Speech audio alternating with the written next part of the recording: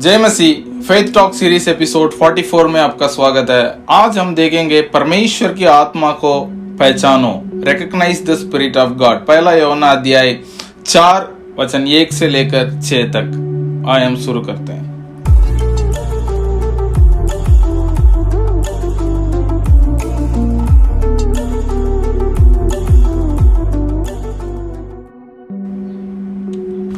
पहला यूहन्ना अध्याय 4 वचन 1 से लेकर 6 तक मैं पढ़ रहा हूं। हे प्रियो, हर एक आत्मा की प्रतीति ना करो, वरन आत्माओं को परखो कि वे परमेश्वर के ओर से है कि नहीं, क्योंकि बहुत से झूठे भविष्यद्वक्ता जगत में निकल खड़े हुए हैं। परमेश्वर का आत्मा तुम इस रीति से पहचान सकते हो, जो आत्मा मान लेती है कि यीशु मसीह शरीर में होकर आया है वह परमेश्वर के ओर से है, और जो आत्मा यीशु को नहीं मानती वह परमेश्वर के ओर से नहीं, और वही तो मसीह के विरोधी की आत्मा है, जिसकी चर्चा तुम सुन चुके हो। वह आने वाला है, वो अभी जगत में है बालको, तुम परमेश्वर के हो और तुमने उन पर जय पाई है, क्योंकि जो तुम में है वह उससे जो संसार में है बड़ा है।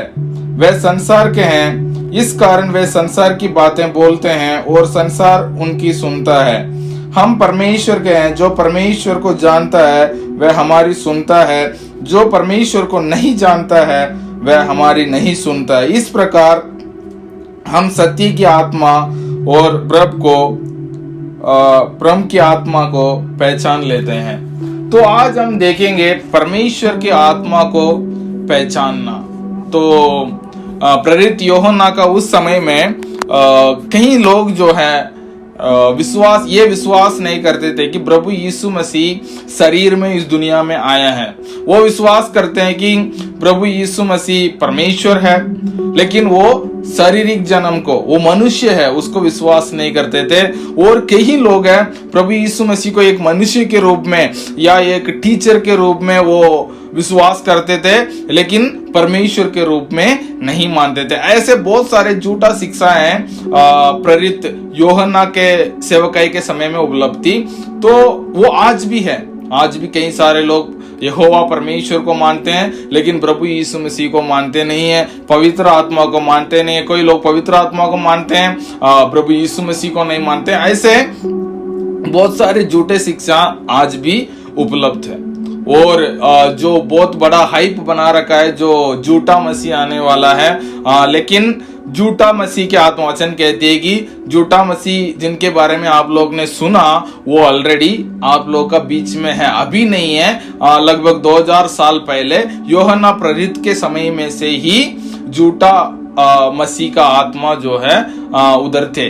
तो आज हम देखेंगे, इसमें लिखा है कि do not believe every spirit, हर आत्मा को विश्वास मत करो, लेकिन आत्मा को परखो, पहचानने की कोशिश करो ये कौन सी आत्मा है। कई सारे लोग हमारे बीच में आते हैं, परमेश्वर का वचन को लेके आते हैं, प्रचार को हम सुनते हैं, भविष्यवाणियों को लेके आते हैं, लेकिन वो कौन सा आत्मा से वो बोल रहे हैं उसको परखने का बहुत जरूरी है।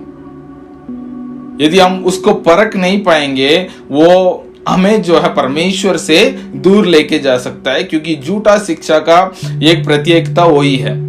यदि हमें थोड़ा थोड़ा करके परमेश्वर से हमें दूर लेके जाता है। तो आज हम पहले बात हम देखते हैं, इसमें लिखा है कि परमेश्वर के आत्मा को तुम इस रीति से पहचान सकते हो। हम परमेश्वर के आत्मा को कैसा पहचान सकते हैं? इसमें लिखा है इस रीति से तुम पहचान सकते हो, जो आत्मा मान लेती है कि यीशु मसीह शरीर में होकर आया है परमेश्वर के ओर से है।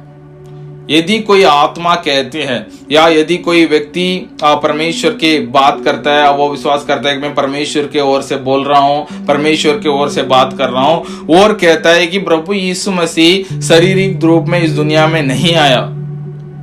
यदि आप प्रभु यीशु मसीह केवल मनुष्य है, परमेश्वर नहीं है। प्रभु यीशु मसीह का 100% परमेश्वर 100% मनुष्य करके यदि कोई नहीं मानता है, उनमें परमेश्वर की आत्मा नहीं है। क्योंकि पहला यूहन्ना 4 का 2 में यही लिखा गया। तो पहला पहचान परमेश्वर के आत्मा का पहचान इसमें ही होती है कि जो प्रभु यीशु मसीह को नहीं मानता, यदि वो नहीं मानता है वो झूठा मसीह है। और दूसरी बात हम परमेश्वर के आत्मा को पहचान सकते हैं, वो ऐसा है जो व्यक्ति वो परमेश्वर के वचन के अनुसार बात करता है, वचन के अनुसार बात करता है वो। और भविष्यवाणी, यदि कोई हमारे जीवन में भविष्यवाणी भी करता है, कई सारे लोग वचन को ज्यादा तरफ ध्यान नहीं देते हैं, बहुत इमोशनल हो जाते हैं। यदि आके कोई बोलता है तुम्हारे जीवन में ऐसे हो जाएगा, ये वैसे हो जाएगा, तुम्हें ऐसे करना चाहिए, वो तुरंत इमोशनल में आ जाके क्या कर लेते हैं, वो कर लेते हैं। कई बार गलत हो जाता है, उनके जीवन में बड़ा दुर्घटना हो जाती है। लेकिन हमें क्या करना चाहिए, क्या ये परमेश्वर के आत्मा के ओर से है या इस मनुष्य के ओर से है, उसको परखना बहुत जरूरी है। आप देखते हैं पौलोस एक जगह में प्रचार कर रहे थे, बेरियंस, वो क्या करते थे, पौलोस प्रचार करने के बावजूद भी वो देखते हैं कि पौलोस बहुत बड़ा प्रेरित थे, उस समय में बहुत बड़ा ज्ञानी थे, फिर भी वो लोग क्या करते थे, वचन में चेक करते थे क्या पौलोस जो कहते हैं वो परमेश्वर का वचन में लिखा है या नहीं। तो हमें भी ये जरूरी है, यदि कोई वचन आपके ओर से आ रहा है, किसी की ओर से आपके पास आ रहा है, हमें तुरंत क्या यह परमेश्वर के ओर से है या नहीं, हमें परखना जरूरी है। कई सारे लोग, आजकल मैंने एक प्रचार सुना या कोई बुक, इतना बड़ा बुक देख रहा था, उसमें लिखा है कि आपको पीढ़ी पीढ़ियां का श्राप से बचना कैसा है। आप मसीह में होने के बाद भी पीढ़ी पीढ़ियां के श्राप जो है आपका जीवन में आ सकते हैं। इंग्लिश में कहते हैं जनरेशनल कर्स, वो आपका जीवन में कैसे उसको हटा सकते हैं। ऐसा बहुत सारे तरीका उन लोगों ने लिख रखा है। ये सब मनुष्य की ओर से है, क्योंकि एफिसियों अध्याय 1 अध्याय में हमने अध्ययन किया है कि हम परमेश्वर के ओर से सारे आशीष से, स्वर्गीय आशीषों से आशीषित किए गए हैं, तो हमारे जीवन में श्राप नहीं हो सकता। क्योंकि हमारे पवित्रता का वजह से नहीं, हम बहुत अच्छे हैं इस वजह से नहीं, क्योंकि हम मसीह में हैं। मसीह ने इस दुनिया में इसलिए आया, हमें पाप से, श्राप से, हमारे रोग से, सबसे छुड़ाने के लिए।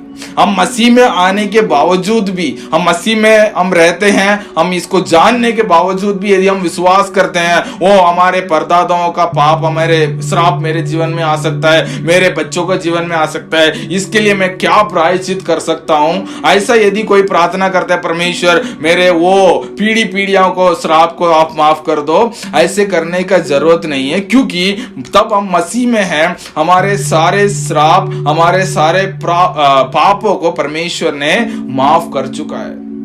तो ये ऐसे झूठा शिक्षा है आजकल बहुत हमें देखने को मिलती है, क्योंकि मसीह में हम आशीषित किए गए हैं। हमारे जीवन में ना कोई दुष्ट आत्मा का शक्तियां, ना हमारे जीवन में कोई श्राप हमारे जीवन में नहीं हो सकता है, क्योंकि हम प्रभु यीशु मसीह के लहू से छुड़ाए गए हैं। तो दूसरी बात मैंने बताया था, परमेश्वर के आत्मा को कैसा पहचानना है, वो है वचन के साथ।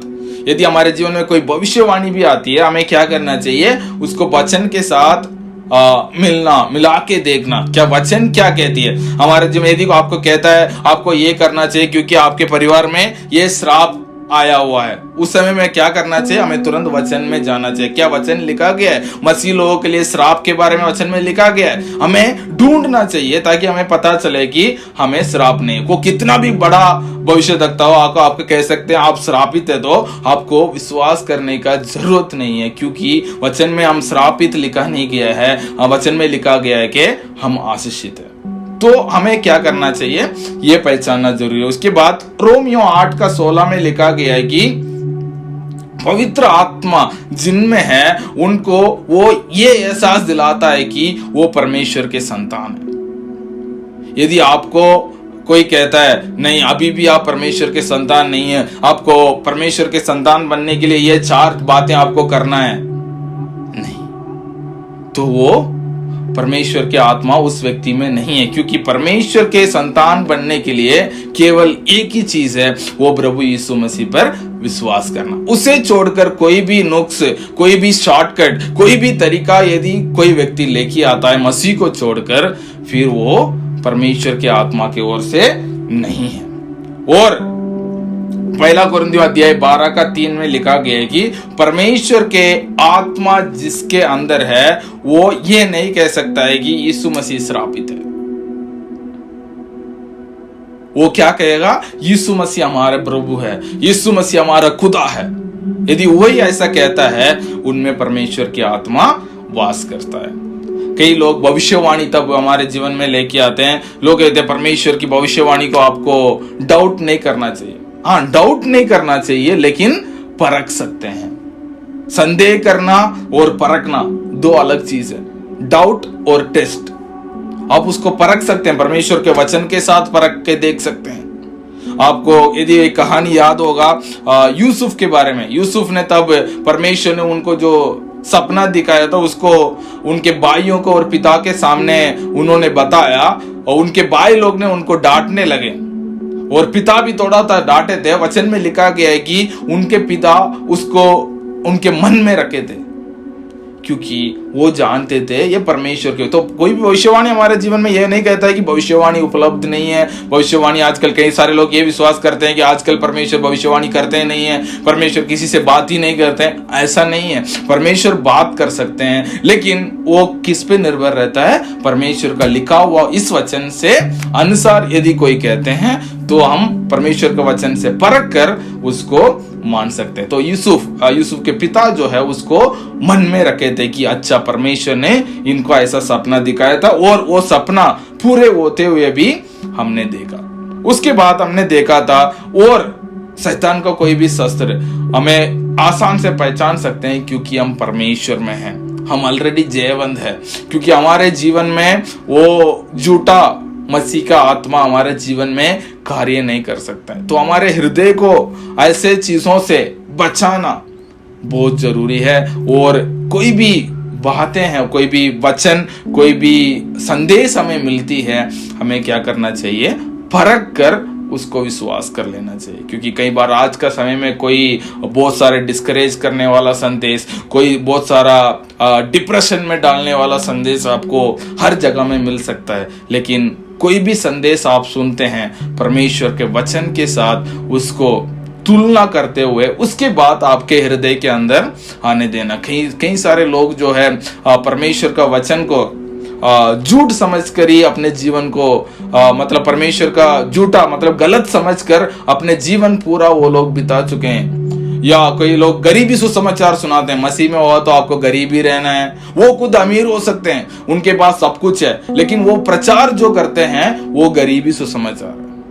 तो परमेश्वर का वचन के साथ इन बातों को परखते हुए आगे बढ़ना जरूरी है। तो आज का संदेश ये है, हमें क्या करना चाहिए? परमेश्वर के आत्मा को कैसा परखना चाहिए?